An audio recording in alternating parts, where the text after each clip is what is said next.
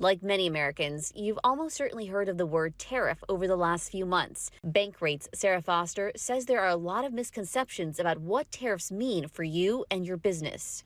I think the simplest way to describe a tariff is to call it a tax. And it's just like property taxes or sales taxes, only instead of applying towards a good or a service or real estate, it's a tax on imports. The countries where the goods originate don't pay the tariff. Rather, it's the companies or consumers buying the imports. A country where a tariff is imposed can be negatively affected if a business decides to buy its products elsewhere, resulting in less demand. Proponents of tariffs see them as a strategy to encourage more manufacturing within the U.S. What we've seen in response to Trump's first term tariffs and then most of the tariffs that Biden kept in place during his presidential era is that it really hasn't brought much activity back to the United States. Industries and companies may be forced to increase prices, passing on their added costs to consumers. We're already seeing some companies like Walmart and Lowe's warn about price hikes. Foster says the full impact of tariffs is unclear. We've looked at this from the National Bureau of Economic Research, who found that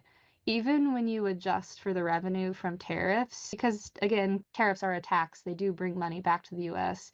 They still estimated that there was about a deadweight loss between $6.9 billion and then $7.2 billion. So, a sizable amount of money here that tariffs ultimately took away from the economy. Her advice for Americans is to focus on what you can control. Economic policy from policymakers in Washington are often the things that are just really not worth worrying about because we cannot stop it. We can't really do anything about it. Zoreen Shah, ABC News Los Angeles.